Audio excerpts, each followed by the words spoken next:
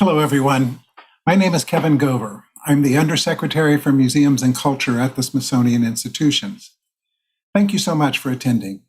We hope you found the 3 sessions as informative and compelling as I did. When the idea for this symposium was first presented, I was the director of the National Museum of the American Indian. And from the very beginning, I felt that this was a program the museum had to be a part of. So we eagerly began the collaboration with our colleagues at the Smithsonian Latino Center and the National Museum of African American History and Culture. I could not be more pleased with the way the program has turned out. Allow me to thank the many Smithsonian colleagues who worked intelligently and arduously in putting this symposium together. Special thanks to our scholarly advisors, some of whom presented and moderated this first day, notably Phil Deloria from Harvard University, Scott Manning Stevens from Syracuse University, and Gabi Tayak from George Mason University. They joined Patricia Trujillo, Deputy Secretary of the New Mexico Higher Education Department, Mary Elliott, Curator of American Slavery at the National Museum of African American History and Culture, and Esteban Rael Galvez of Creative Strategies 360 in Santa Fe, New Mexico, in providing exactly the kind of guidance and ideas we needed to properly shape the program. We are grateful. Today's program, titled Contact and Globalization of Indian Slavery, began with Smithsonian Secretary Lonnie Bunch putting Indian slavery within a larger context. Like me, Lonnie had another job when this program was first put forward, that of Director of the National Museum of African American History and Culture.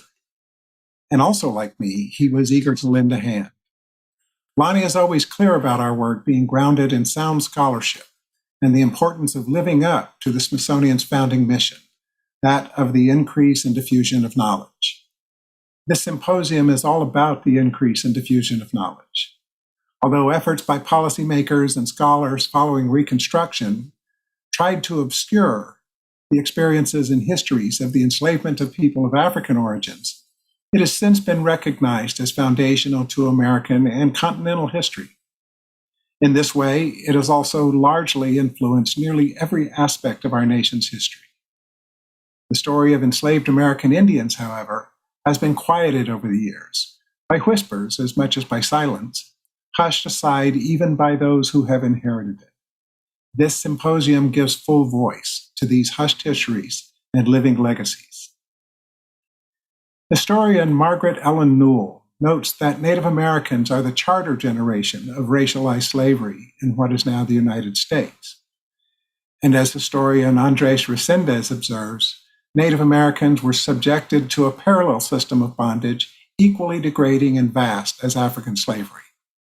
I hope that all of you were able to read Professor Resendez's commissioned essay, as it provides an illuminating context for these 2 days of deeper dives into the histories and legacies of Indian bondage. Today, we had the pleasure of hearing directly from Professor Resendez, who expounded further on the historical roots of enslavement practices of the Spanish invaders and colonists. This was followed by a presentation by my good friend and advisor, Phil Deloria, whose notion of Indian slavery as an oceanic, global practice helps broaden the context, including our understanding of regionalized and global indigeneities. Dr. Deloria's presentation was followed by one from his Harvard colleague, historian Taya Miles. Professor Miles has previously graced us with her brilliant scholarship and perspective, centered around the intercultural relationships engendered by the enslavement of both Native and African peoples in what is now the United States. I want to thank Scott Manning Stevens, Director of Native American and Indigenous Studies at Syracuse University, for his deft moderating. Tatiana Seijas from Rutgers University then gave us an elucidating perspective on systems of human bondage that linked Spain's Asian and American colonies, principally the Philippines and Mexico, where indios were also traded. Professor Seijas was joined by 2 preeminent scholars on the Southwest borderlands, James Brooks from the University of Georgia and Ramon Gutierrez from the University of Chicago, further broadening our understanding of how these systems of Indian slavery extended and rooted themselves in what were then far-flung frontiers that are now known as the American Southwest. Big thanks as well to moderator Gabi Tayak of George Mason University, a former curator at the National Museum of the American Indian. While at our museum, Gabi co-curated Indivisible, African Native American Lives in the Americas, a collaboration between the National Museum of the American Indian and the National Museum of African American History and Culture. We were also pleased to welcome members of the Genízaro community of Abiquiu, New Mexico, in performance of deeply rooted dance and music traditions reflecting their detribalized, Hispanicized Native backgrounds. We thank the members of the Trujillo family for generously sharing, and thanks as well to moderator Patricia Trujillo, Deputy Secretary of the New Mexico Higher Education Department. It's good to have community-connected folks in high places.